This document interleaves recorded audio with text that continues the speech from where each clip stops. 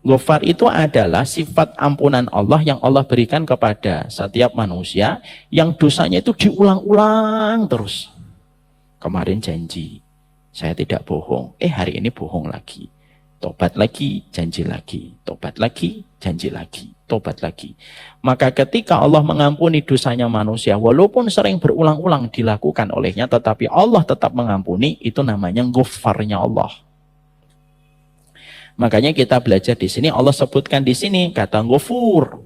Allah mengampuni dosa sebanyak apapun. Karena apa? Selama kita muslim, tidak melakukan kesyirikan kepada Allah dan tidak mendatangkan tandingan bagi Allah, seorang muslim walaupun dosanya menjulang tinggi setinggi langit, walaupun tidak ada manusia yang dosanya segitu, tapi selama dia tetap dalam kondisi beriman, tidak mendatangkan tandingan bagi Allah, Allah tetap akan mengampuni dan tetap memberikan kepadanya rahmat pada kehidupan di akhirat, walaupun dosanya banyak. Selamat datang di channel Langkah Iman Istiqomah. Jangan lupa like, komen, dan subscribe. Dan semoga kita semua mendapatkan ilmu yang bermanfaat. Amin. Alhamdulillah, tentunya senantiasa kita bersyukur kepada Allah atas seluruh nikmat yang Allah berikan dan Allah limpahkan kepada kita. Terutama kenikmatan yang sangat kita syukuri itu kenikmatan duduk di taman ilmu. Belum tentu setiap muslim diberikan kenikmatan untuk duduk di teras ilmu ataupun di taman ilmu. Banyak muslim, tapi belum tentu mereka memiliki semangat mengayunkan langkah kakinya untuk duduk di antara taman-taman ilmu. Kita tentunya bersyukur Allah menyempurnakan nikmat rezeki kepada kita. Allah menyempurnakan nikmat sandang, Allah menyempurnakan nikmat pangan dan papan. Dan kita sangat bersyukur Allah memberikan kenikmatan ilmu kepada kita, sehingga kita memiliki kenikmatan di dalam membuka kitab, punya kenikmatan di dalam duduk di taman ilmu. Karena ilmu kita butuhkan untuk menjawab segala ujian yang kita hadapi di dalam kehidupan. Antum bisa membayangkan kalau kita semesteran, entah SMA, SMP, atau kuliah, lalu kita malamnya tidak belajar. Pasti ketika kita di meja ujian kita keringat dingin, karena pertanyaan-pertanyaan yang ada di lembar ujian tidak mampu kita jawab, hanya karena tadi malam kita tidak belajar. Kalaulah kita ujian saja pada waktu SMA, kuliah, ternyata kalau kita malamnya tidak belajar, kita keringat dingin untuk menjawab setiap persoalan dan setiap pertanyaan di lembar ujian itu. Apalagi kehidupan, kalau kita tidak belajar, bagaimana kita bisa menyelesaikan ujian pada kehidupan kita kalau kita tidak pernah belajar? Itulah yang menjadikan kita sekarang paham kenapa angka frustasi, angka depresi semakin tinggi. Angka frustasi dan angka depresi semakin tinggi disebabkan karena banyak di antara kita tidak pernah belajar. Kita tidak mengambil referensi untuk menjadi sebuah kekuatan bagi kita, dan kita tidak pernah mengambil referensi untuk menyelesaikan setiap ujian yang kita hadapi. Dan itulah yang menjadikan kita paham. Kita ngaji bukan karena kita sok pintar. Kita ngaji bukan karena kita untuk mendebat. Level kita bukan mendebat. Kita ngaji bukan level kita untuk menyalahkan orang. Level kita bukan untuk menyalahkan orang. Tapi kita ngaji levelnya adalah supaya kita punya jawaban atas setiap persoalan dan ujian yang kita hadapi di dalam kehidupan. Cukuplah keringat dingin yang dulu kita pernah rasakan gara-gara tidak bisa menjawab soal, itu menjadi semangat kita bahwasanya kehidupan kita harus diisi dengan ilmu. Siapapun yang mereka senantiasa mengisi hidupnya dengan ilmu, maka dia tahu apa yang harus dilakukan. Kalau bangun di tengah malam, dia tahu apa yang harus dilakukan. Kalau dia punya harta, dia tahu apa yang harus dilakukan. Kalau dia punya istri, dia tahu apa yang harus dilakukan.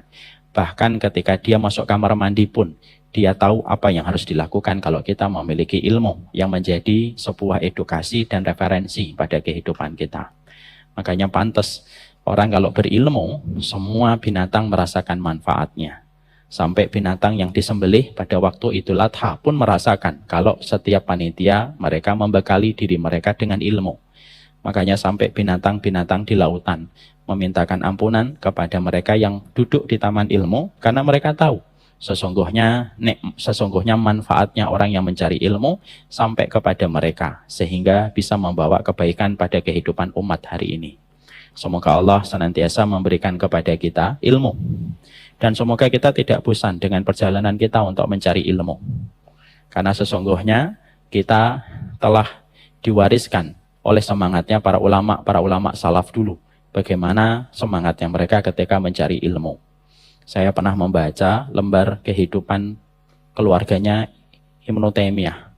Beliau punya seorang kakek, saking cintanya sama ilmu, Pak. Kalau beliau masuk kamar mandi, anaknya dipanggil.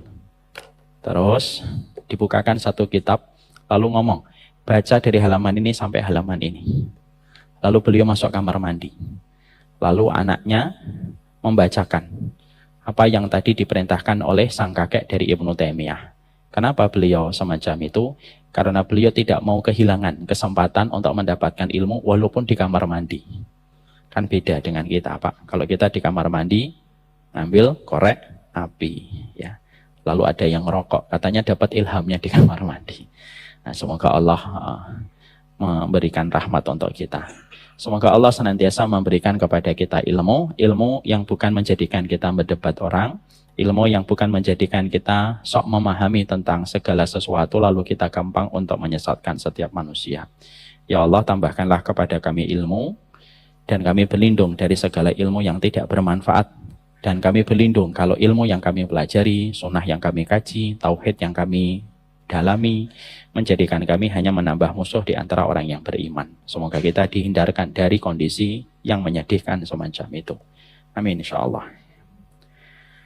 Kita akan membuka dan membedah pada kesempatan hari ini, melanjutkan kajian kita surat Fatir ayat yang ke-34. Doanya adalah Rabbana laghafurun syakur. Mari kita lafadzkan 3 kali. Semoga kita paham doanya, lalu kita pelajari maknanya. Rabbana laghafurun syakur. Rabbana laghafurun syakur. Sekali lagi. Rabbana laghafurun syakur. Ini merupakan sebuah doa yang termaktub di dalam surat Fatir ayat yang ke-34. Dan sebenarnya doa yang baru saja kita baca merupakan closing dari doa yang agak panjang yang diucapkan oleh penduduk surga ketika penduduk surga merasakan kenikmatan, kebahagiaan secara maksimal. Ketika di dalam surga itu tidak lagi ada kesedihan. Makanya di awal surat Fatir 34 Allah mengabadikan bagaimana sukacita, kebahagiaan yang dirasakan penduduk surga ketika mereka berada di surga. Bukan bersyukur mendapatkan rumah, bukan bersyukur ketika mereka bertemu dengan bidadari, bukan bersyukur ketika khamr yang dulu diharamkan sekarang menjadi halal ketika di surga, bukan itu. Tapi mereka berteriak, bersukacita ketika mereka mengatakan di dalam doa yang Allah abadikan. Wa qalul hamdulillahilladzi adhaba 'annal hazan.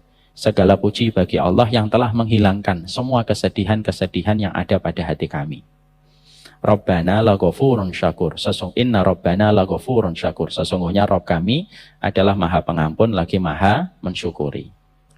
Kita kemarin sudah membahas tentang pembahasan doa dari para penghuni surga. Kalau tidak salah 3 pekan yang lalu sebelum saya berangkat dalam safar. Sekarang kita mulai membahas tentang laghafurun syakur. Maka sesungguhnya ketika kita memahami doa ini merupakan doa yang diucapkan oleh para penghuni surga ketika mereka menikmati bahagia dan sukacita maksimal dalam kehidupan mereka ketika tidak ada lagi kesedihan. Karena memang kesedihan itu merupakan satu mata uang yang pasti kita jumpai pada kehidupan. Bapak kalau tambah beriman ujiannya banyak dan terkadang kita sedih. Sedih itu bukan aib. Kapan sedih itu aib? Ketika kesedihan itu mendominasi kita dan menghilangkan kesyukuran kita dan menghilangkan semangat kita di dalam taat dan ridho kepada takdir Allah. Itu baru aib. Tapi sesungguhnya orang beriman sedih ketika terkadang mendapati ujian. Makanya Rasulullah bersedih ketika beliau kehilangan Khadijah dan kehilangan Abu Thalib. 2 orang yang menjadi pilar yang membackup Rasulullah untuk menghadapi gempuran permusuhan dari orang-orang Quraisy di kota Mekah. Saya jadi teringat, Pak, perjalanan kami kemarin ke Uzbekistan. Banyak di antara kita tidak mengetahui bahwasanya Imam Bukhari, salah satu ulama besar, yang tentunya kita paham beliau merupakan imam dari para ulama hadis dunia, itu adalah Imam Bukhari. Kita mengenal Imam Bukhari itu, Masya Allah, tingkat keilmuannya, tingkat hafalannya yang luar biasa. Dan bagaimana kesungguhan beliau sampai beliau memiliki sebuah karya abadi, monumental. Kitab yang paling sahih setelah Al-Quran, yaitu adalah kitab Sahih Bukhari. Tapi sedikit dari kita yang tahu bahwasanya seorang Imam Bukhari itu memiliki ujian berat, Pak. Bahwasanya beliau di akhir kehidupannya Beliau tinggalnya di Nisabur. Nisabur itu merupakan kawasan hari ini berada pada kawasan Iran. Beliau ternyata difitnah di Nisabur itu. Salah satunya kenapa beliau mendapatkan fitnah, karena banyaknya orang yang sangat mengidolakan beliau sehingga menimbulkan hasad bagi sebagian orang yang lain. Itulah kondisi manusia. Jadi adakah orang yang hasad kepada Imam Bukhari? Ada. Ditambah lagi Pak, ada satu kasus bahwasanya di Nisabur Imam Bukhari diminta untuk mengajari anak-anak sultan di Nisabur. Tapi Imam Bukhari tidak mau mendatangi pintu istana. Beliau tidak mau mengajar anak-anak sultan kecuali anak-anak sultan yang datang ke rumahnya. Karena menurut Imam Bukhari, al-ilmu yu'ta wala ya'ti, ilmu itu didatangi bukan mendatangi. Penolakan ditambah berita-berita minor dan negatif tentang Imam Bukhari menjadikan penguasa Nisabur itu marah, murka. Dan Imam Bukhari itu diusir Pak dari Nisabur. Akhirnya ketika Imam Bukhari diusir dari Nisabur, beliau melakukan rihlah perjalanan ke Bukhara. Dari Nisabur ke Bukhara, daerah Uzbekistan itu kurang lebih hampir 9.000 km. Dan itu ditempuh oleh Imam Bukhari dalam kondisi beliau terusir dari Nisabur. Padahal beliau ulama besar. Ketika pertama kali beliau balik ke Bukhara, karena nama dari Imam Bukhari itu nama aslinya adalah Muhammad bin Ismail bin Ibrahim. Beliau kembali ke Bukhara, salah satu daerah Uzbekistan Pak. Daerahnya indah Pak. Nanti kalau Bapak dan Ibu punya rezeki, datanglah ke Uzbek. Saya bukan promo ya, saya tidak mendapatkan bayaran apapun. Maka ketika beliau balik ke Bukhara, maka pada saat itu beliau disambut oleh ribuan warga Bukhara yang menyambut beliau. Tapi itu tidak bertahan lama. Penguasa Bukhara mendapatkan surat dari penguasa Nisabur, kalau mereka masih mau bekerja sama, penguasa Bukhara harus mengusir Imam Bukhari. Akhirnya Imam Bukhari diusir pada malam sebelum Idul Fitri, Pak. Dan pengusiran itu dilakukan dengan begitu kasar, karena Imam Bukhari tidak sempat untuk mengumpulkan buku. Mbak, malam ini harus pergi. Saya ngerapiin buku dulu, enggak, pergi. Itu Imam Bukhari. Imam Bukhari akhirnya tidak membawa kecuali apa yang beliau bisa bawa beserta dengan pakaian yang menempel pada beliau.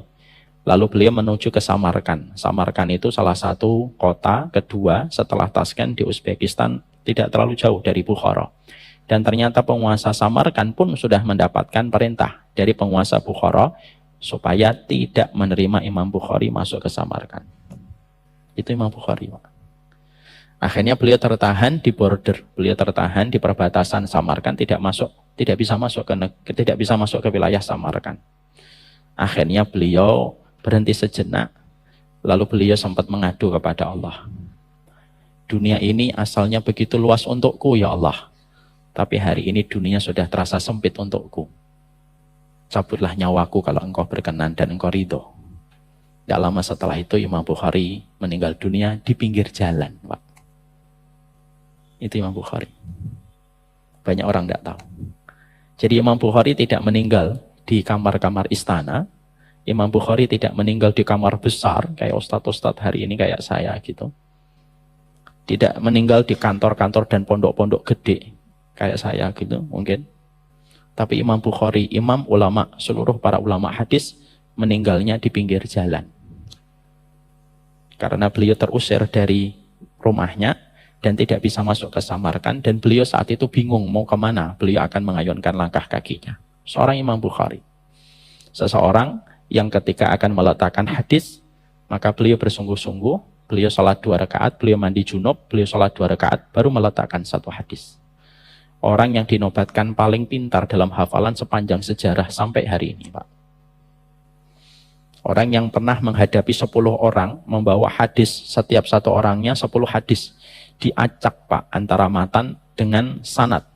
Bapak harus paham, matan itu isi, sanad itu an itu namanya sanad. Dan ketika beliau diuji, pada usia masih belia 15 tahun, semua 10 orang, dia duduk di sidang sama 10 orang. Lalu setiap satu orang menyampaikan 10 hadis yang sudah diacak secara sembarangan. Didengarkan semua hadis itu ada 100, didengarkan dengan baik oleh Imam Bukhari. Lalu Imam Bukhari, setelah hadis yang ke-100 yang terakhir disebutkan, Imam Bukhari dengan begitu tenang mengalir ilmunya berkata, dari hadis yang pertama, hadis tadi yang kamu sebutkan salah. Hadis yang salah bunyinya begini, yang kamu tadi sebutkan. Yang benar begini. 1, 2, 3, 4, 5, sampai 100 hadis.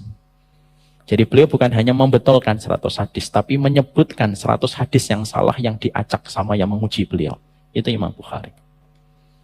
Dan Bapak tahu apa selain dari kesedihan yang kita rasakan dari kesedihan Imam Bukhari rahimahullahu ta'ala, kita juga belajar apa tirakat, apa mujahadah seorang bapak dan ibunya Imam Bukhari sampai memiliki anak secemerlang Imam Bukhari yang namanya abadi di dalam lesan para penuntut ilmu bahkan ratusan tahun setelah beliau meninggal dunia. Mari kita bedah Pak di dalam biografi dan manaqibnya Imam Bukhari.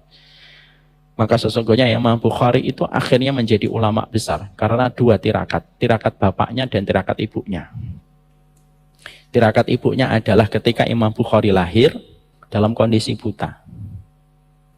Maka Imam Bukhari ketika lahir dalam kondisi buta, ibunya betul-betul menghidupkan malam dengan tahajud, membasahi tempat sujudnya, dan tidak pernah putus mendoakan Imam Bukhari supaya dikembalikan penglihatannya. Maka hampir 1 bulan atau 2 bulan setelah beliau memanjangkan doanya, memanjangkan tahajudnya, tirakatnya di dalam doa dan sholat, satu malam ibunya ketika lelah berdoa tertidur di atas tempatnya beliau beribadah. Lalu beliau berjumpa dengan Nabi Ibrahim. Lalu Nabi Ibrahim berkata, Innallaha qad radda basara ibnik. Sesungguhnya Allah telah mengembalikan penglihatan anakmu. Bangun ibunya dan mendapati Imam Bukhari kecil sudah mulai ada tanda-tanda melihat. Dan tanda melihatnya Imam Bukhari itu berangsur-angsur. Sampai akhirnya sempurna penglihatan Imam Bukhari. Tirakatnya seorang ibu. Makanya kita Pak, sebagai seorang laki-laki, kalau kita tahu doa istri kita 3 kali lebih mustajab daripada doa kita sebagai bapak untuk anak-anak kita.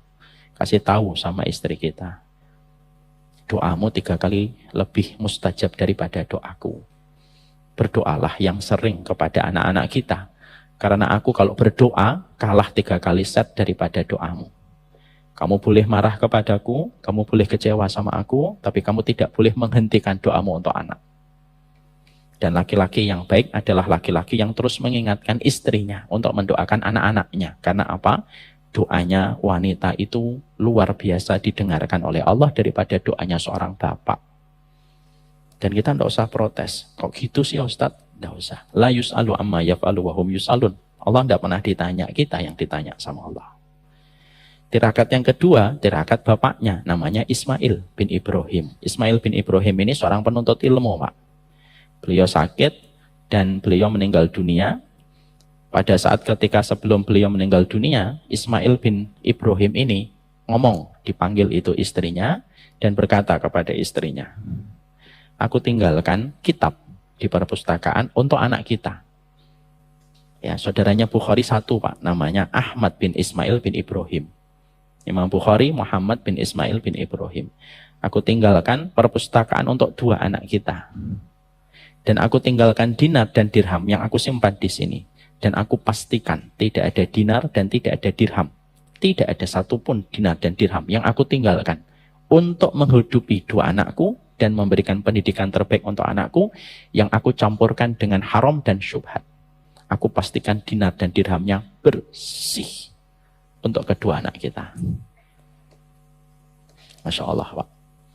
Dari tirakatnya seorang bapak untuk mencari harta yang bersih, dari tirakatnya seorang ibu yang terus berdoa, lahirlah dengan gemilang seorang anak yang bernama Muhammad bin Ismail bin Ibrahim, yang akhirnya bergelar dengan nama Imam Bukhari.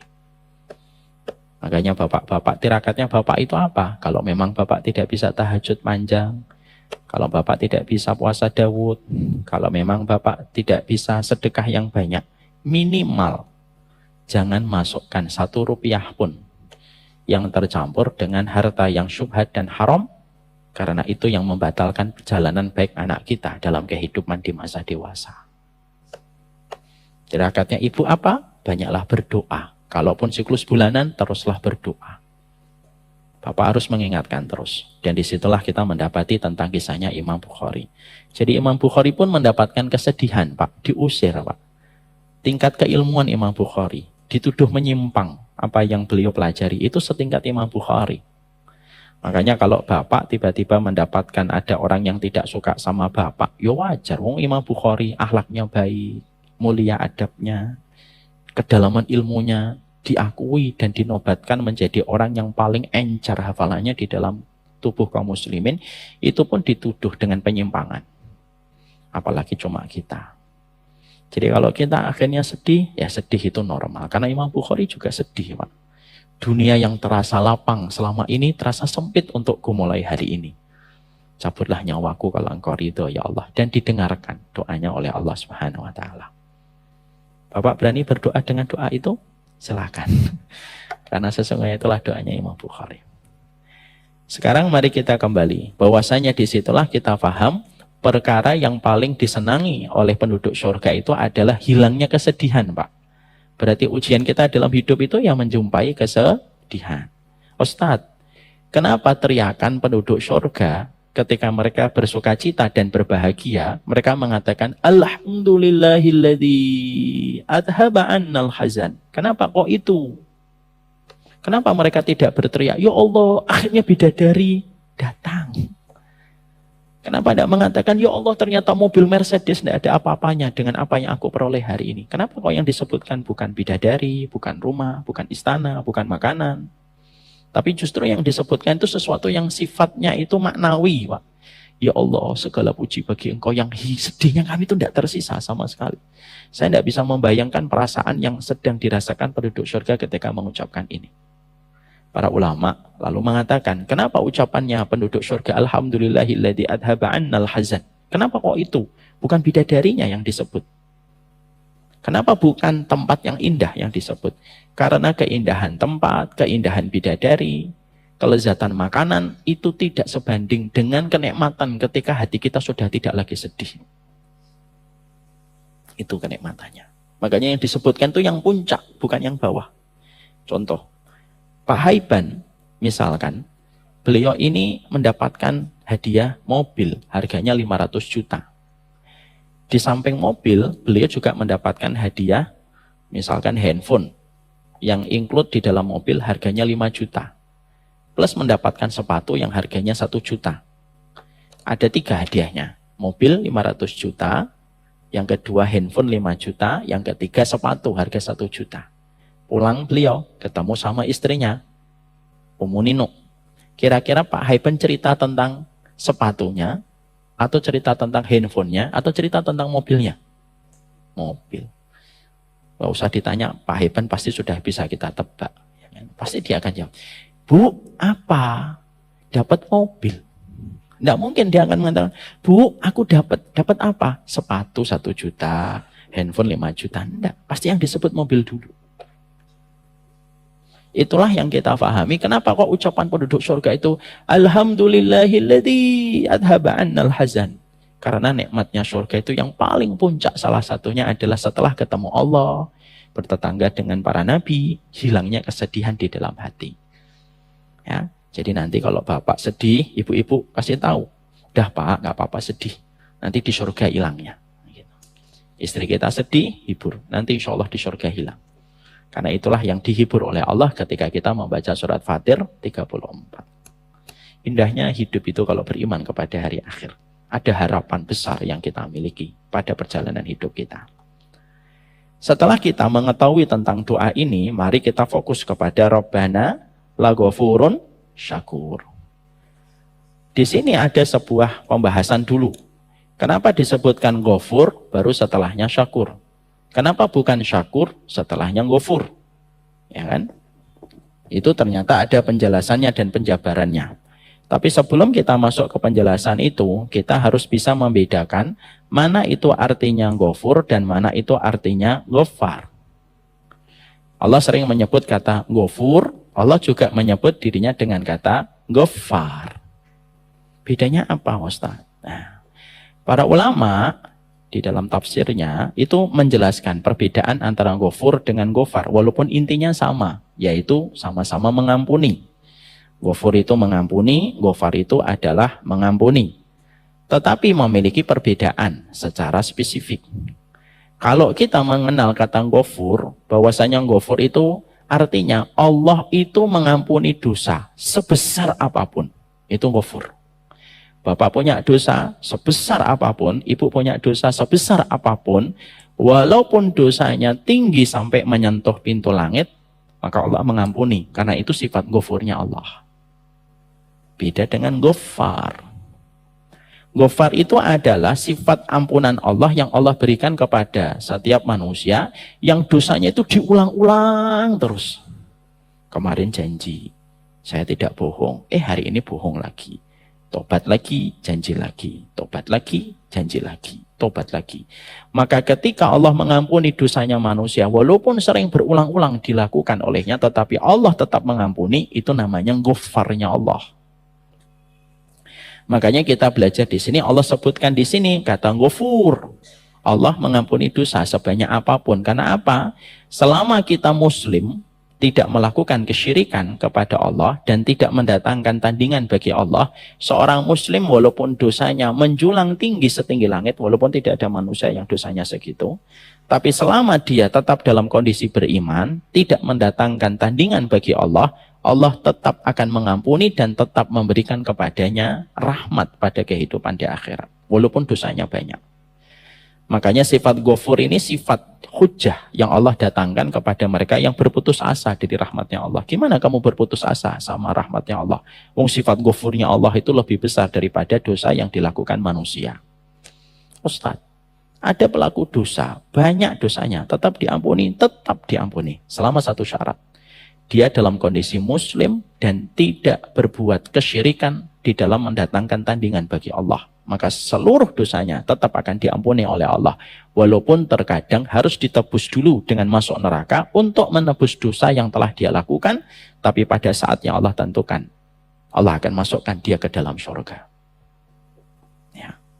Makanya ini yang menjadikan kita harus paham, Pak. Makanya maaf ya, orang yang akidahnya benar, dia tidak berbuat syirik. Walaupun dosanya banyak, itu lebih baik daripada orang yang akidahnya rusak, misalkan dia berbuat syirik ataupun dia tidak beriman sama Allah, Rasul dan hari akhir, walaupun dosanya dikit. Saya ulang kembali. Orang yang akidahnya benar Pak, artinya tidak berbuat syirik. Dia tidak murtad, dia tidak kafir, dia beriman kepada Allah, walaupun dosanya banyak. Itu jauh lebih baik daripada orang yang akidahnya rusak ketika dia mungkin musyrik, ketika dia mungkin kafir, tidak beriman kepada Allah dan Rasulnya, walaupun dosanya dikit. Karena maaf, ada nggak orang kafir yang tidak beriman, dosanya dikit? Ada Pak, dan banyak. Mungkin mereka ketika diajak minum khamr nggak mau, diajak zina nggak mau, diajak membunuh nggak mau. Orangnya itu basicnya baik. Tapi dia berbuat syirik sama Allah, dia tidak mau memeluk agama Allah. Walaupun dosanya dikit, dibandingkan orang muslim yang misalkan dosanya banyak, tapi ini lebih buruk daripada orang muslim dosanya banyak, tapi dia tetap muslim. Karena apa? Kesyirikan itu menghalangi seseorang untuk diampuni dosa-dosanya oleh Allah. Lain asyrakta la yahbatanna amaluka wa la takunanna minal khasirin. Kalau kamu berbuat syirik, Allah akan menghapuskan seluruh amal kebaikanmu dan kamu pasti akan menjadi orang yang merugi. Ini bukan berarti nanti memberi pembenaran kepada sebagian orang untuk melakukan dosa loh Pak. Kok kamu dosa? Iya. Lebih baik jadi muslim banyak dosa daripada kafir tapi sedikit dosa. Tidak begitu.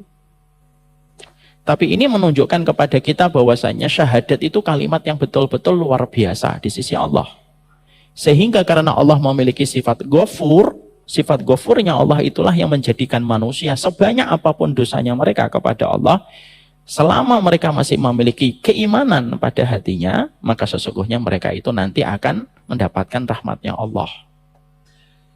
Dan itu menjadikan kita senantiasa tidak boleh berputus asa untuk hidup di antara harapan yang kita berikan kepada Allah yang Maha Pemaaf dan Maha Pengampun. Makanya di dalam sebuah riwayat kita menjumpai ya, ada sebuah riwayat bagaimana kita mendapati keterangan tentang sebuah bitokoh Pak. Bitokoh itu kartu Pak. Bagaimana ketika Rasulullah mengatakan yusahu birajulin min ummati yaumal qiyamati ala rusu'il khalaik fayunsharu lahu tis'atun wa tis'una sijjilan. Ada di antara umatku, kata Rasulullah, yang nanti terpilih di antara kebanyakan orang pada saat itu. Lalu orang itu dihadapkan kepada Allah, Pak. Ada 99 kartu yang akan Allah hisab dari dirinya. 99 kartu. Orang itu berdiri di hadapan Allah, kata Nabi Muhammad. 99 kartu itu dibentangkan oleh Allah, setiap satu kartu jret. Satu lagu jret. Setiap satu kartu itu, kata Rasulullah, dosanya itu sepanjang mata memandang. Setiap satu kartu ketika dibuka oleh Allah, setiap satu kartu itu dosanya sepanjang mata orang memandang. Jret. Semuanya kelihatan dosanya. Itu baru satu kartu. Buka lagi yang kedua, buka lagi yang ketiga, buka yang keempat, sampai 99 kartu. Semuanya full dengan kemaksiatan. Lalu Allah menghisapnya dan terjadi sebuah dialog antara Allah dengan beliau, dengan orang ini. Lalu Allah menyampaikan kepada laki-laki itu, hal tungkiru min hada syai'an? Kamu mengingkari nggak catatan dosamu yang 99 kartu sepanjang mata memandang ini? Ada nggak yang kamu ingkari? Tidak ada ya Allah. Ada di antara malaikat yang mencatat amalku 99 catatan dosamu sepanjang mata memandang ini, ada nggak malaikatku yang mendolimi kamu? Orang itu berkata kembali, tidak ada ya Allah. Tidak ada ya Allah. Lalu Allah kemudian menyampaikan kepadanya, ada nggak di antara yang kamu lakukan yang ditambahkan dari dosa-dosa yang kamu kerjakan? Tidak ada. Ada nggak di antara kebaikanmu yang tidak dicatat? Nggak ada ya Allah. Lemes, Pak. Sebagaimana ketika ada seorang terdakwa di depan penyidik, semua alibi yang dimiliki oleh tersangka dibantah sama penyidik. Kan lemes, Pak. Idahlah, lemes. Ada yang kamu ingkari? Tidak ada. Malaikat pencatat amal keburukanmu, ada yang mendolimi kamu? Tidak ada ya Allah. Lalu Allah mengeluarkan satu kartu. Di situ ada tulisan La ilaha illallah. Satu kartu itu. Lalu orang itu berkata, Rabbi mahadihil bitaqah ma'ahadihis sijilat. Ya Allah, apa artinya satu kartu ini dibandingkan 99 kartu dosa dan kemaksiatan yang aku telah kerjakan? Apa artinya satu kartu? Mahadihil bitaqah. Kartu itu tuh apa ya Allah? Maka sesungguhnya Allah mengatakan, innaka la tudlam. Kamu tidak akan didolimi. Diletakkanlah kartu La ilaha illallah di satu timbangan. Lalu 99 kartu di timbangan yang satunya, maka kartu la ilaha illallah ini lebih berat daripada 99 kartu dosa dan kemaksiatan yang Allah perlihatkan kepadanya. Kartu la ilaha illallah itulah yang menjadikan beliau mendapatkan rahmatnya Allah. Itulah sifat ghafurnya Allah. Makanya janganlah kita ketika melihat pelaku dosa meyakini bahwasanya dia pasti masuk neraka dan kekal. Belum tentu. Bisa jadi dia bertobat besok, Allah terima tobatnya. Dan belum tentu kita istiqomah dalam taat sampai hari ketika kita menutup mata. Apa yang menjadikan kita sombong? Makanya kenapa kita mendapati bahwasanya kalau ada orang yang melakukan dosa, jangan dicela, jangan dihujat. Karena bisa jadi kamu akan diuji dengan dosa yang sama dan bisa jadi kamu pun belum tentu selamat sebagaimana orang yang kamu cela. Tidak selamat dari dosa itu. Lihat betapa perlindungan Allah dengan sifat ghafurnya. Allah masih melindungi hak-haknya pendosa. Bahkan pendosa pun kalau sudah meninggal dunia pun kita tidak boleh menghujat. Orang nih dosa. Misal peminum khamr mati overdosis. Kubur dia di dalam kuburan. Itu pun tidak boleh lagi kita hujat. Kenapa? Kata Rasulullah. Karena dia telah mempertanggungjawabkan apa yang telah dilakukan kepada Allah. Lihat, sifat ghafurnya Allah itu sampai memberikan perlindungan kepada para pendosa sekalipun. Bahkan kalaupun Bapak melihat pendosa, melihat dosanya, Bapak disuruh diam, saya disuruh diam. Tidak boleh menceritakan aib dosanya kepada orang lain. Itu sifat ghafurnya Allah, Pak. Jadi kalau orang sampai pada kehidupan di dunia, kok tidak bisa merasakan sifat ghafurnya Allah, lalu menjadikan dia tidak memohon ampunan kepada Allah, itu kan berarti betul-betul dia sudah dibelit dan sudah dicekik oleh setan. Sampai akhirnya dia tidak sama sekali yakin kepada ampunan Allah. Ya. Makanya orang yang melakukan dosa, lalu merasa takut dengan dosa yang dia perbuat, itu jauh lebih baik daripada orang yang melakukan ibadah, lalu dia sombong pada ibadah yang telah dia lakukan dan dia kerjakan. Sifat ghafurnya Allah. Dan Allah menciptakan kita itu karena Allah itu ingin melihat siapa di antara kita yang bertobat, Pak. Kalau Allah mencari makhluk yang tidak pernah melakukan dosa dan tidak pernah melakukan maksiat, ngapain Allah menciptakan manusia? Allah ciptakan malaikat. La ya'sunallaha ma amaruhum wa yaf'aluna ma yu'marun.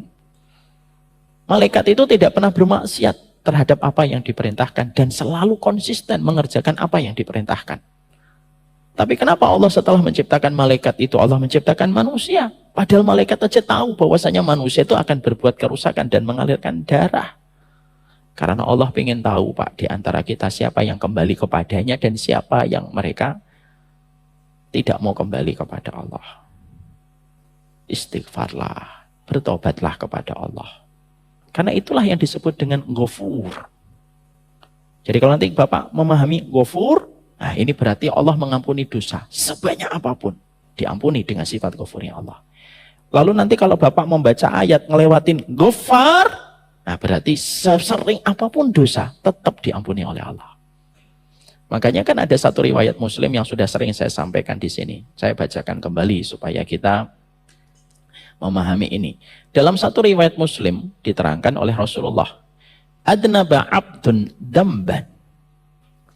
Faqala Allahumma ighfir li dhanbi. Faqala tabaraka wa ta'ala adnaba abdi dhanban. Fa'alima annahu lahu rabban yaghfiru dzunub wa ya'khudhu bid-dhanbi. Summa ada fa'adnab. Ada seorang hamba, kata Rasulullah, ada seorang hamba, dia melakukan maksiat. Lalu dia bertobat. Maka sesungguhnya ketika dia bertobat, dia mengucapkan Allahumma firli, ampuni saya ya Allah. Allah lalu berfirman, Pak. Jadi kalau Bapak ada dosa, misalkan satu dosa. Lalu setelah itu Bapak Allahumma firli. Allah itu berfirman di atas arsy-Nya. Apa yang dikatakan oleh Allah? Adnaba abdi dzamban fa'alima anna lahu rabban yaghfiru dzunub. Hambaku itu melakukan dosa. Dan dia tahu dia punya Rabb yang senantiasa mengampuni dosa. Aku ampuni dosanya dia. Setelah itu kata Rasulullah, adnaba dzamban akhar. Loh, setelah diampuni sama Allah, dia dosa lagi, Pak, dengan dosa yang sama, ngulang lagi. Lalu dia mengatakan kembali, Allahumma fitli, ampuni saya ya Allah, dosa lagi. Lalu Allah menyampaikan bahwasanya adnaba abdi dzamban fa'alima annahu lahu rabban yaghfiru dzamba. Dia dosa lagi.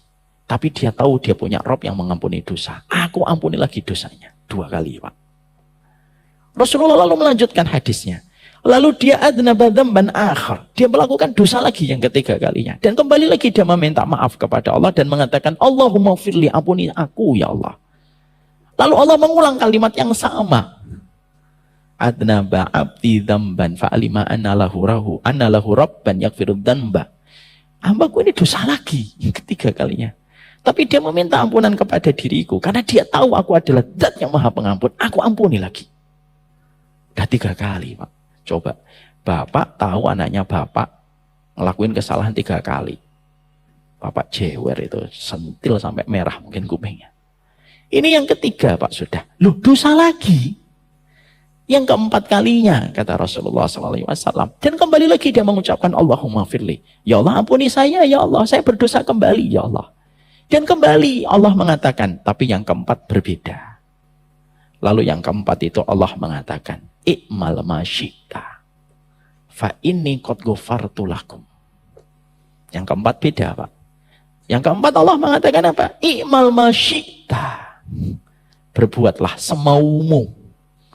Fa inni qad ghafartu lakum. Selama kamu terus bertobat dengan sungguh-sungguh, aku akan ampuni. Ingat loh, Pak, ini bukan akhirnya nanti, oh ini hadisnya. Ini yang saya cari-cari. Jangan gitu. Tapi ini menunjukkan Ustadz apa itu bukan yang mempermainkan istighfar. Enggak, Pak. Yang dimaksudkan Nabi ini bukan orang yang mempermainkan tobat. Enggak. Dia memang sudah berupaya untuk bertobat. Dan sudah berusaha menjaga. Tapi apalah daya, desakan hawa nafsu yang kencang. Akhirnya dia berdosa kembali. Ini bukan untuk para pendosa yang meremehkan ampunan. Dosa, tidak apa-apa, nanti diampuni sama Allah kok. Hati-hati. Orang yang meremehkan ampunan, hanya Allah yang tahu apa maksud di dalam hatinya. Orang yang meremehkan ampunan, hati-hati. Mereka akan menjadi orang yang paling merugi karena Allah tidak mau dimanfaatkan. Ampunan yang besar yang Allah miliki untuk menjadikan seseorang itu melakukan dosa. Maaf ya Pak, ini kita ngambil pelajaran. Ada orang yang terkadang melakukan dosa itu karena mereka itu meremehkan ampunan. Yuk zina, insya Allah Allah Maha Pengampun. Nah ini bahaya. Minum khamr enggak apa-apa deh, Allah kan Maha Pengampun. Allah senang sama orang yang bertobat. Gimana Allah nggak senang? Bagaimana saya bisa bertobat kalau saya nggak dosa? Dosa dia. Iya kalau umurnya panjang Pak. Kalau pas lagi minum mati, kelar hidupnya. Tapi disitulah kita akhirnya mendapati bahwasanya itulah sifat ghafarnya Allah. Ada sifat ghafurnya Allah, ada sifat ghafarnya Allah pada kehidupan manusia. Sehingga ketika kita mengetahui tentang sifat ghafurnya Allah dan sifat ghafarnya Allah seketika, itu yang menjadikan kita berada pada dua kesempurnaan sifat ampunan Allah. Sehingga sebanyak apapun dosa Bapak dan Ibu, sebanyak apapun dosa saya, dan sesering apa kita mengulang-ulang dosanya, tapi selama kita betul-betul bersungguh-sungguh di dalam bertaubat, Allah tetap ampuni dosa kita. Makanya kalau kita meminta ampunan itu jangan ditangguhkan dan jangan ditakhirkan. Kalau bisa sebelum malam tidur, kita tuh di dalam hati sembari ini, ya Allah ampuni dosa-dosaku hari ini. Baru tidur. Supaya bersih Pak lembarannya. Karena kemaksiatan itulah yang akan mengakhirkan kita untuk mendapatkan rahmat dan akan menjadikan kita mendapatkan berbagai macam kesulitan kita di dalam kehidupan kita. Makanya Imam Ibnu Qayyim itu memberikan wasiat. Ini juga teguran untuk saya. Kadang-kadang masih suka lupa. Imam Ibnu Qayyim itu berkata, sebelum tidur, ampuni dosanya orang, mintalah maaf sama Allah. Karena yang menjadikan kita tidak nyaman hidup di dunia itu ya karena dosa kita. Ketika kita salah sama Allah dan kita belum meminta maaf sama Allah. Saya pernah memberikan sebuah contoh. Kapan saya memasuki Masjid Al-Falah dalam kondisi tidak nyaman, Pak? Kalau saya punya salah sama Pak Haiban, pasti saya nggak nyaman masuk ke Masjid Al-Falah. Kalau saya masuk, saya lihat Pak Haiban di sebelah mana ya? Oh, dia sebelah kanan. Saya ngambil sebelah kiri. Pak Haiban di shop mana ya? Shop 2, saya ngambil shop 5. Pak Haiban ketika habis dikir langsung pulang atau enggak? Oh dia nggak langsung pulang, saya langsung pulang. Kenapa kok saya tidak nyaman di Al-Falah? Karena saya punya salah sama Pak Haiban. Akhirnya tidak nyaman saya datang ke masjid ini, walaupun masjid ini megah, dingin, ya, suasananya enak, tetap nggak nyaman, sempit Masjid Al-Falah bagi saya. Kenapa? Karena saya salah sama Pak Haiban. Ditambah lagi Pak Haiban itu ketua yayasan. Siapa? Mohon maaf Pak. Ya kan akhirnya tidak nyaman saya. Kapan saya akan nyaman kembali ketika masuk Masjid Al-Falah? Simple kok. Datang Pak Haiban, minta maaf ya Pak Haiban. Kemarin itu saya nggak belikan bakso itu karena uang saya mepet. Kiri saya lagi mati. Saya tidak bisa belikan. Oh enggak apa-apa, dipeluk kita. Tenang. Setelah itu kita Masjid Al-Falah tenang. Bahkan bersandingan dengan Pak Haiban pun tenang. Kenapa? Karena Pak Haiban sudah memaafkan kita. Sama. Kenapa ya kok kita kadang-kadang malam itu resah, siang itu gundah? Karena dosa-dosa kita belum berikan permintaan maaf kita kepada Allah. Sehingga akhirnya ketika kita bersinggungan masalah dengan pemilik alam semesta dan kehidupan kita, itu yang membuat kita tidak nyaman pada kehidupan. Itulah kenapa Nabi setiap waktu tidak pernah kurang 100 kali beristighfar kepada Allah. Supaya menenangkan hati. Makanya istighfarnya para salaf, istighfarnya para sahabat itu, mereka senantiasa melazimi istighfar itu. Dan mereka tahu betul, istighfar itu untuk menjadikan tenang kembali hati kita dan suasana jiwa kita. Jadi di situ kita paham ya, ada sifat ghafur, ada sifat ghafar. Kenapa di sini ghafur yang disebut Ustadz? Karena ghafur ini mengampuni semua dosa sebanyak apapun. Karena sesungguhnya tidak ada orang yang masuk surga kecuali dosanya diampuni oleh Allah. Paham bedanya ghafur dengan ghafar? Paham. Jadi setelah kita memahami bahwasanya ada perbedaan dari kata ghafur dan kata ghafar yang sudah kita bedah secara ilmu. Ini memberikan efek kepada hati kita di dalam kita menjalani kehidupan. Terkadang kita melakukan dosa yang sama, berulang-ulang dosa itu kita lakukan dan kita kerjakan, maka janganlah kita putus harapan untuk terus kita memohon ampunan kepada Allah. Ketika Allah itu mensifati pada sifat dan namanya yang sempurna dengan sifat ghafar. Sebanyak apapun dosa yang pernah kita lakukan, setebal apapun dosa yang pernah kita kerjakan, jangan kita pernah putus harapan kita untuk diampuni dan mendapatkan rahmat dari sisinya Allah Subhanahu wa Ta'ala. Allah bersama dengan prasangka hambanya. Ketika kita senantiasa menata hati kita bahwasanya kita mendapatkan ampunan di sisi Allah, maka sesungguhnya Allah akan memberikan kepada kita sesuai dengan prasangka yang kita berikan kepada Allah Subhanahu wa Ta'ala. Ini yang menjadikan kita harus senantiasa kita hadirkan pada kehidupan hati kita. Makanya saya mencoba untuk mencari lafaz-lafaz istighfar yang senantiasa dilazimi oleh para sahabat dan pernah disampaikan oleh Nabi secara langsung. Memang ucapan kita meminta ampunan kepada Allah itu beragam. Kita bisa mengucapkan sayyidul istighfar, Allahumma anta rabbi la ilaha illa anta khalaqtani wa ana abduka wa ana ala ahdika wa wa'dika mastata'tu abu'u laka bi nikmatika alayya wa abu'u bi dzambi faghfirli fa innahu la yaghfiru dzunuba illa anta. Itu sayyidul istighfar. Kita juga bisa mengucapkan astagfirullah ataupun mengucapkan astagfirullahal adzim. Atau kita bisa memakai sebuah lafaz yang dicontohkan oleh Rasulullah ketika beliau pernah ditanya oleh seorang sahabat, bagaimana kami ketika ingin untuk meminta ampunan kepada Allah. Maka Nabi mengajarkan kepada sahabat ini dalam satu riwayat yang sahih, dalam riwayat Bukhari, sebuah doa yang indah. Mari kita lafadzkan bareng-bareng. Allahumma inni dolamtu nafsi dulman kasiran wala yakfiru dhunuba illa anta faghfirli maghfiratan min indik warhamni innaka antal ghafurur rahim. Sudah hafal doanya? Tidak. Nanti saya ingatkan pekan depan kita coba tuliskan di board supaya nanti bisa kita tuliskan. Maka ini termasuk salah satu di antara lafaz istighfar yang diajarkan langsung oleh Nabi. Allahumma inni dolamtu nafsi dulman katsiran wa la yaghfiru dzunuba illa anta. Yaitu, ya Allah, sesungguhnya aku ini telah mendolimi diriku dengan kedoliman yang sangat banyak. Dan tentunya tidak ada yang memaafkan setiap dosa kecuali adalah Engkau. Faghfirli maghfiratan min indik. Berikanlah kepadaku ampunan dengan sebuah pengampunan di sisimu. Warhamni, rahmati aku ya Allah, sesungguhnya Engkau Maha Pengampun lagi Maha Penyayang.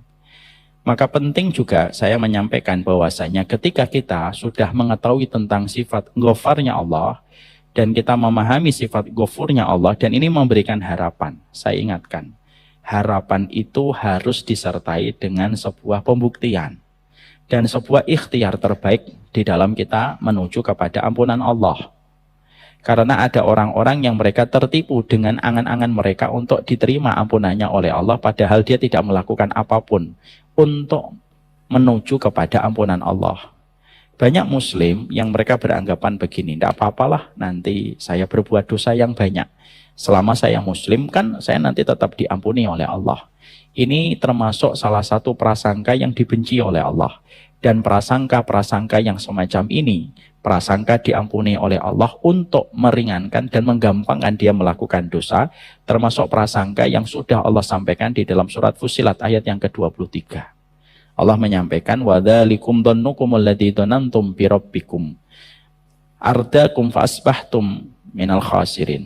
Allah menyampaikan, demikian itu kamu berprasangka dengan prasangka kepada Rabbmu. Artinya ada manusia yang dia berprasangka Allah itu Maha Pengampun, lalu akhirnya sifat ampunan Allah itu dijadikan tameng, dijadikan pembenaran untuk terus melakukan dosa. Akhirnya Allah menyampaikan, وَذَلِكُمْ ظَنُّكُمُ الَّذِي ظَنَنْتُمْ بِرَبِّكُمْ. Itulah prasangkamu dulu. Allah menyampaikan kata-kata ini pada surat Fussilat 23 kepada penduduk neraka. Jadi ada penduduk neraka yang Allah menyampaikan, itu loh prasangkamu dulu kepada Rabbmu yang menjadikan kalian itu binasa gara-gara prasangka itu. dan jadilah kalian itu sebagai orang yang merugi. Artinya sifat ghafurnya Allah, sifat ghafarnya Allah kita tanam pada hati kita, tapi jangan sekali-kali kita merasa nyaman untuk melakukan dosa walaupun kita sudah mengetahui sifat ghafurnya Allah dan ghafarnya Allah. Makanya begini Pak, tempatkanlah antara khauf dengan roja pada tempatnya masing-masing. Tahu artinya khauf? Khauf itu artinya takut. Roja artinya berharap. Berharap itu salah satunya berharap diampuni oleh Allah. Tempatkanlah khauf dan roja itu pada tempatnya. Kalau bapak, ibu sedang tergoda dengan pesona maksiat, tergoda dengan dosa, jangan memakai sifat rojanya Allah. Tapi ingatlah sifat azabnya Allah. Itu namanya khauf, Pak. Bapak, misalkan ada laki-laki, Pak. Di depannya ada perempuan menggoda dia melakukan zina. Lalu yang dia ingat, kajian Rebu ini, Pak, sifat ghafur dan ghafarnya Allah. Jadi, Pak, zina. Karena dia salah menempatkan. Kalau kita, saya, Pak Haiban, Bapak, Ibu, sedang ada dosa menggoda kita, yang dipakai jangan dibayangkan sifat ghafurnya Allah. Yang kita harus ingat, syadidul iqabnya Allah. Paham di sini? Wah, Allah maha keras adabnya, pedih siksanya. Sehingga rasa takut itu berdiri di bulu kodok kita, supaya kita menjaga jarak dari dosa itu. Karena kita ingat dosa itu.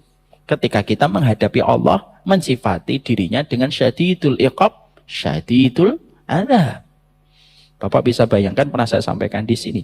Kalau Allah saja yang tidak pernah merasakan sakit sedikit pun, sampai Allah menegaskan bahwasanya siksaannya itu keras, dan yang mengatakan keras itu zat yang maha keras. Sekeras apa itu adabnya Allah? Kalau yang mengatakan keras Umar Mita, jangan percaya Pak. Karena Umar Mita tidak pernah bertinju. Kalau yang mengatakan keras Pak Haiban, apalagi Pak Haiban, umurnya sudah 60 tahun.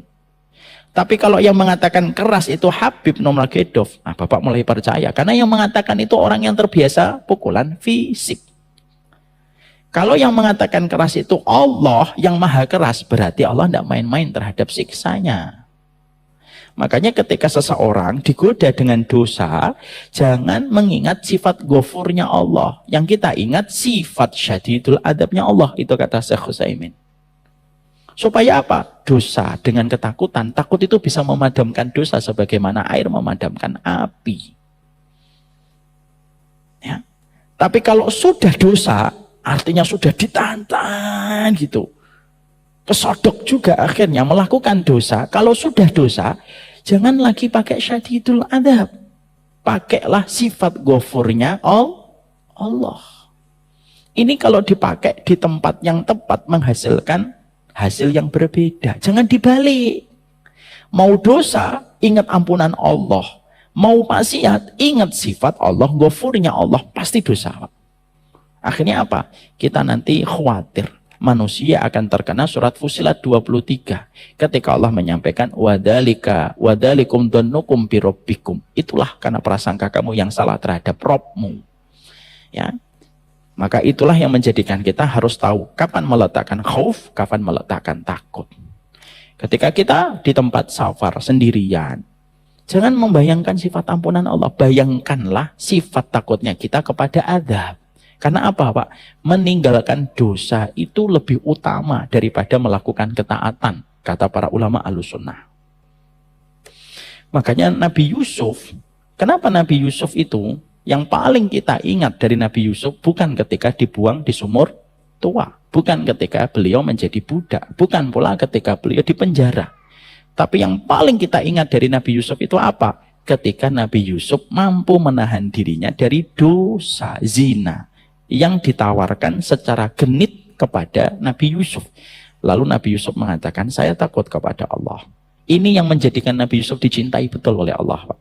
Makanya tidak ada kisah Nabi Yusuf kecuali yang paling kita ingat momennya Nabi Yusuf menolak dan menampik seorang wanita yang begitu cantik mempesona. Ya. Makanya akhirnya betul kata kaidah para ulama salaf. Fi'lul khairat yaf'aluha al-fujjar wal mu'minun. Melakukan kebaikan itu bisa dilakukan mukmin ataupun pendosa. Kalau melakukan baik itu Pak, tidak harus baik, tidak harus mukmin. Kadang-kadang pendosa pun melakukan baik. Dia tetap memberikan bantuan sama yatim piatu, membantu janda, membantu fakir miskin. Kalau melakukan baik itu semua orang bisa melakukan. Tapi kata para ulama salaf, para ulama terdahulu, mereka mengatakan wa tarkul munkarat la yaf'aluha illa siddiqun. Tapi meninggalkan dosa itu tidak bisa dilakukan kecuali orang yang jujur imannya sama Allah. Nah, inilah yang menjadikan kita harus paham, meninggalkan dosa itu komponen penting menjaga kedudukan dan posisi kita di hadapan Allah. Jadi jangan sampai kita terperosok dengan prasangka kita. Jangan, saya nggak mau nih pulang dari sini kita buka pintu, kita ingat sifat ghafurnya Allah, kita sifat ghafarnya Allah, lalu dosa, lalu mengingat bitokoh yang tadi kita sampaikan dalam riwayat Bukhari, itu menjadikan kita tambah punya dalil untuk berbuat dosa. Kok dosa mas? Oh, kamu belum tahu hadis bitokoh ya? Makanya ngaji. Loh, ngaji malah jadi dalil untuk berbuat dosa. Maka jangan. Ingatlah syadidul adabnya Allah dan syadidul iqabnya Allah. Kalau sudah dosa apa? Sifat ghafurnya Allah dan sifat ghafarnya Allah dan ghafurnya Allah itu akan Allah berikan kepada kita. Kalau kita diterima, dosa kita di dunia akan dihapus. Kesulitan kita akan dihilangkan. Kecuali dua, kalau dosanya berkaitan kezaliman dan berkaitan durhaka sama orang tua. Bapak tobat dan tidak tobat, tetap dua ini akan diberikan balasan dulu. Hati-hati sama dua dosa ini. Ya. Setelah kita mengetahui tentang itu, sekarang kita bahas. Kenapa disebutkan kata ghafur dulu, baru setelahnya kata syakur? Ada yang tahu, Pak? Mungkin pernah membaca tafsirnya dalam tafsir Imam Ibnu Katsir?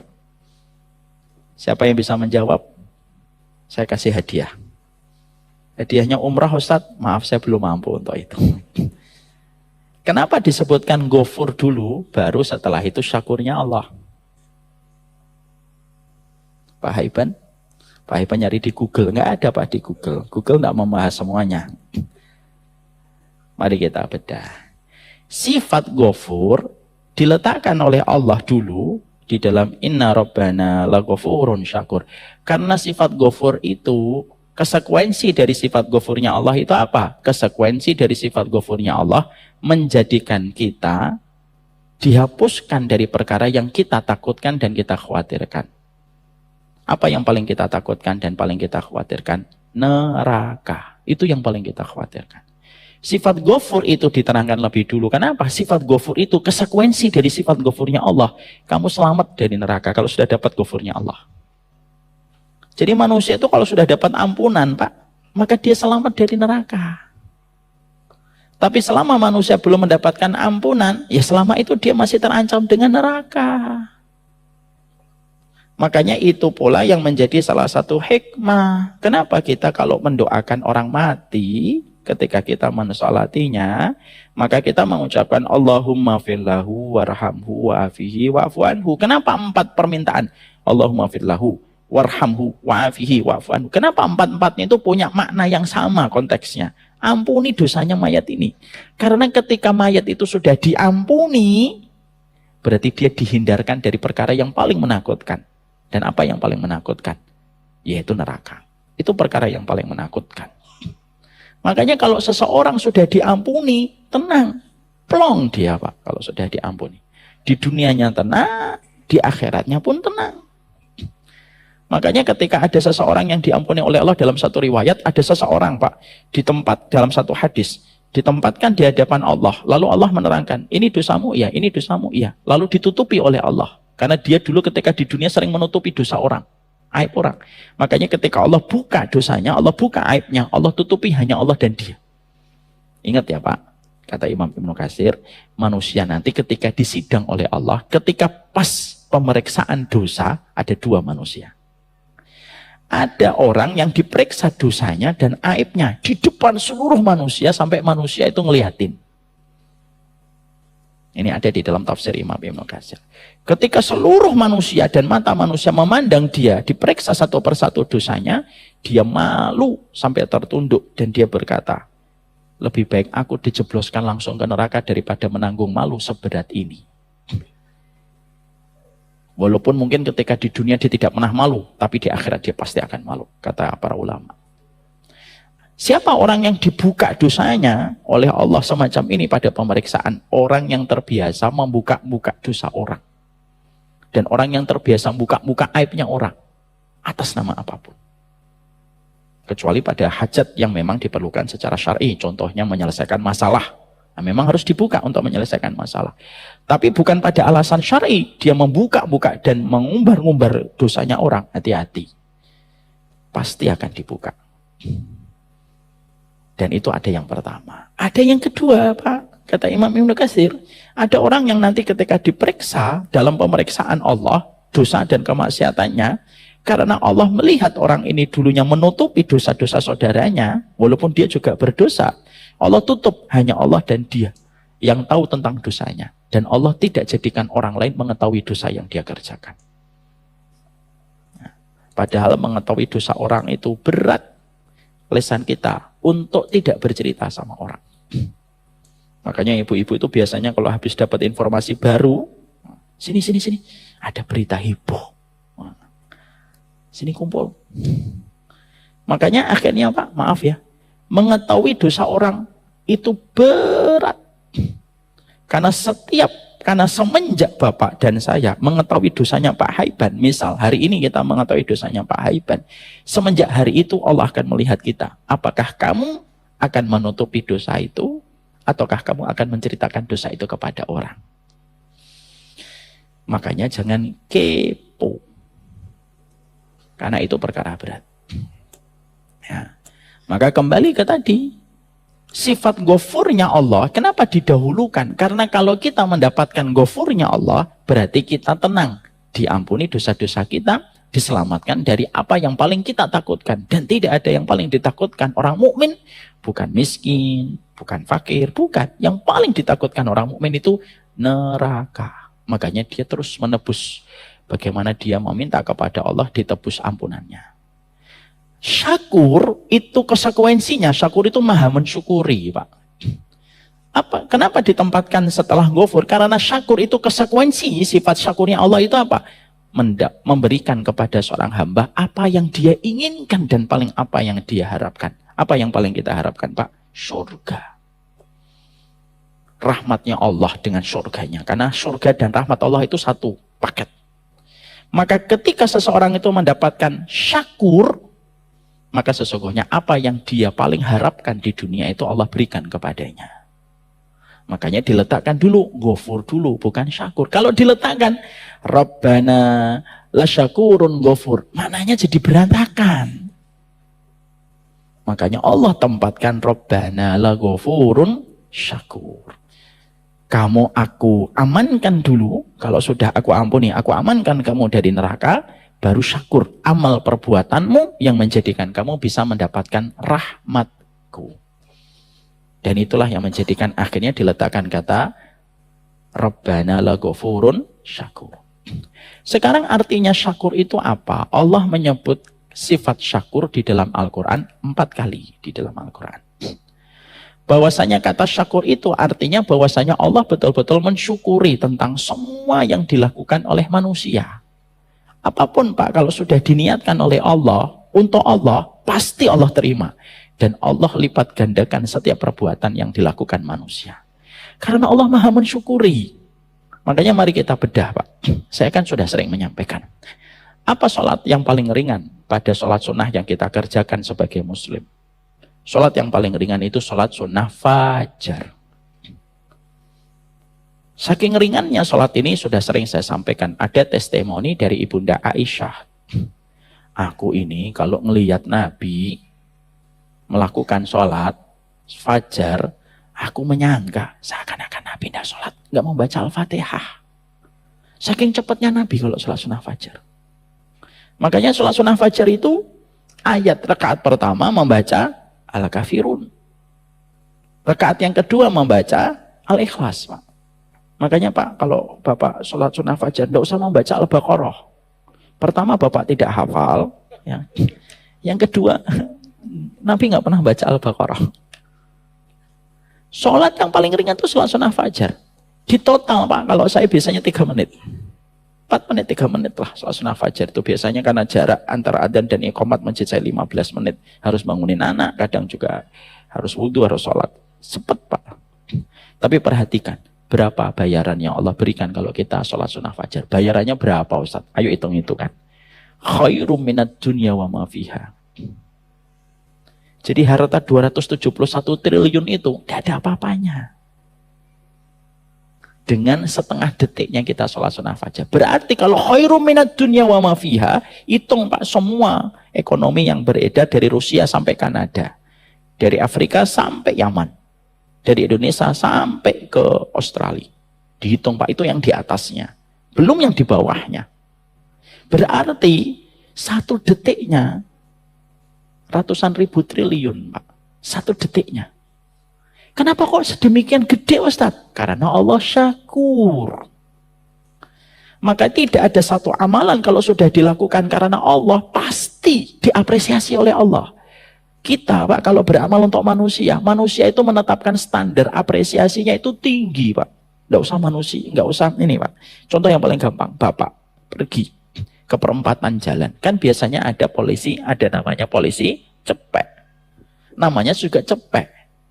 Coba Bapak berani ngasih 100 cepekan kepada polisi di perempatan jalan. Mungkin Bapak dibaret kali mobilnya. Dia mungkin marah. Ya Allah kasih cepek, mungkin dibuang. Tukang parkir saja dikasih 500 saja dalam beberapa kasus yang pernah saya lihat di YouTube. Dibuang Pak uang 500. Karena mereka nganggap uang 500 sekarang itu bisa beli apa. Itu manusia Pak. Kita Pak kalau saya dikasih bakwan gitu ya. Nggak usah bakwan lah. Dikasih kurma. Dipotong separuh. Ini Ustaz ke rumah separuh gitu.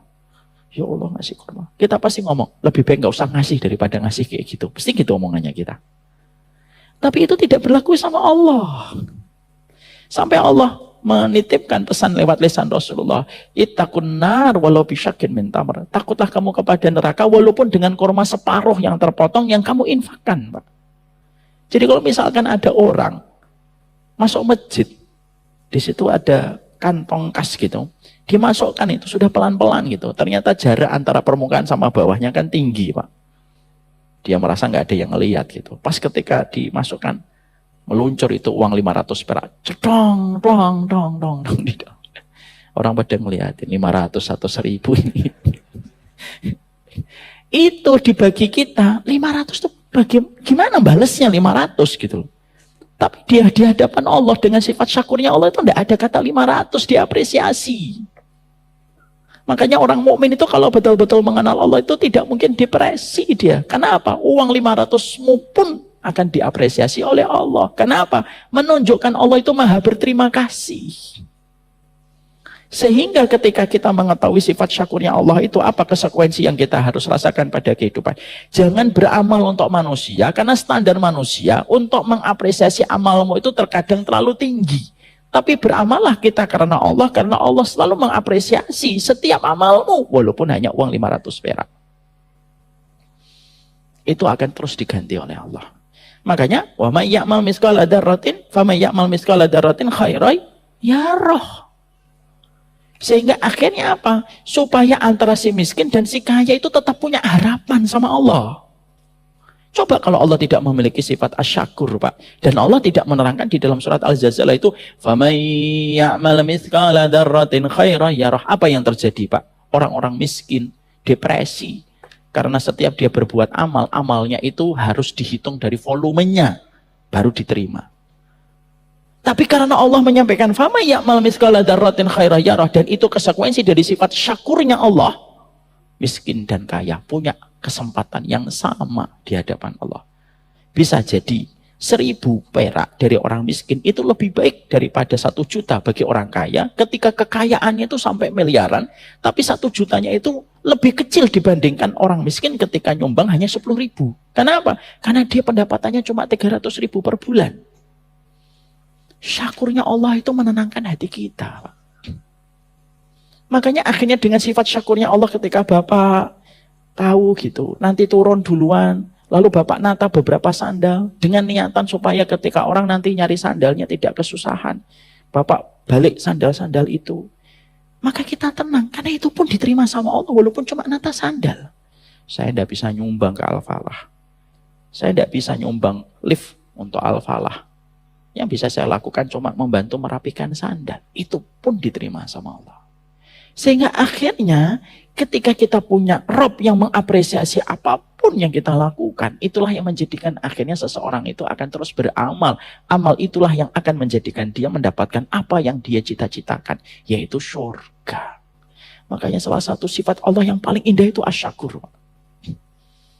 Itu paling indah betul sifat asyakurnya Allah.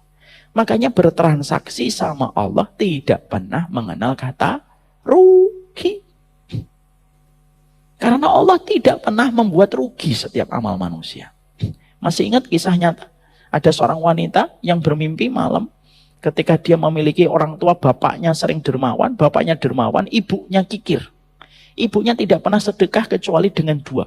Satu dengan gaji ketika suaminya memotong sapi. Yang kedua, dia berinfak dengan kain pel yang ada di dalam dapur. Dua-duanya itu diganti sama Allah. Di dalam mimpi wanita itu ketika berjumpa dengan Ibunda Aisyah radhiyallahu anha.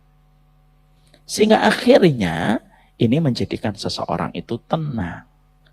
Karena setiap saham yang dia berikan di jalan Allah akan dilipat gandakan oleh Allah.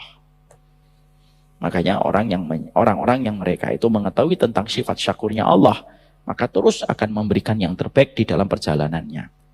Makanya akhirnya kita menjumpai kan kisah yang pernah saya sampaikan, ada pezina dari kalangan Bani Israel, dia zina 6 hari berturut-turut, Pak. Yang dikisahkan oleh Abdullah bin Mas'ud radhiyallahu anhu, ada seseorang ahli ibadah lalu berzina 6 hari berturut-turut. Lalu setelah itu dia menyesal, dia tinggalkan tempat ibadahnya, lalu dia kelaparan, dia dapat roti, Pak. Sebelum makan roti itu ketika dia sudah gemetar, ada seorang tua yang juga gemetar rasa laparnya. Disedekahkan itu rotinya. Dia mengambil cuma secuplik dari roti itu. Tapi roti itu justru diterima oleh Allah dan diampuni dosanya ketika Allah itu maha asyakur. Ya. Jangan mikir, oh roti terus akhirnya nanti melakukan itu ya. Tapi itulah maha syakurnya Allah dalam setiap perbuatan. Kita menjumpai ada seorang wanita memberikan minuman kepada seekor anjing. Itu salah satu sifat syakurnya Allah, Pak. Coba kalau kita punya Allah yang perhitungan, Pak. Lalu Allah tidak memiliki sifat asyakur, di mana Allah melipat gandakan setiap amal kebaikan dalam kehidupan kita. Mungkin tidak ada satupun manusia yang akan mendapatkan rahmat. Kenapa? Hitung-hitungan kita dengan amal tidak akan pernah memantaskan kita dengan surga. Yang memantaskan kita dengan surga itu karena rahmatnya Allah. Dan rahmat Allah itu melahirkan sifat syakurnya Allah. Maka itulah yang menjadikan kita akhirnya paham. Rabbana la ghafurun syakur. Kenapa kok para penduduk surga mengatakan inna rabbana la ghafurun syakur? Karena para penduduk surga itu tahu dosanya sudah diampuni dan dia mendapatkan tempat yang sangat indah di surga itu ketika dihilangkan kesedihannya. Karena dua perkara itulah yang paling besar mendorong manusia mendapatkan surganya Allah. Jadi kalau Bapak sudah dapat ghafurnya Allah dan syakurnya Allah, berarti Bapak insya Allah mendapatkan rahmat untuk berada di antara taman-taman indah di surga. Indahnya kehidupan ini kalau kita hidup di atas satu sifat Allah kepada sifat Allah berikutnya. Sifat Allah satu kepada sifat Allah berikutnya. Makanya betul kata Syekh Utsaimin, orang cemas itu karena lupa sifatnya Allah. Kalau dia tahu sifatnya Allah, dia akan tenang kembali. Inilah Surat Fatir 34. Inna Rabbana laghafurun syakur. Semoga kita hidup kehidupan kita dengan dua sifat ini. Karena dua sifat inilah yang dibacakan oleh penghuni surga di dalam surganya. Ini yang kita sampaikan. Berarti selesai Surat Fatir 34.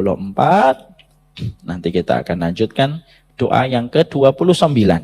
Rabbana wa taqabbal doa. Doanya Nabi Ibrahim. Bagaimana doa ini? Kenapa dipanjatkan oleh Nabi Ibrahim? Dan momen apa Nabi Ibrahim mengucapkan doa ini? Kita pelajari Rabu pekan depan. Ini yang dapat saya sampaikan. Malam sudah semakin gelap. Waktu sudah bertambah pekat. Tak layak saya memperpanjang kata. Karena inilah saatnya kita berjumpa dengan keluarga. Masya Allah. Pas ya. Jangan disuruh ngulangi lagi, saya tidak bisa. Semoga Allah merahmati kita dan memberikan berkah untuk kita, saling menyayangi, saling mencintai karena Allah semata. Jangan sampai kita dipisahkan oleh setan ketika menjadikan kita saling bermusuh.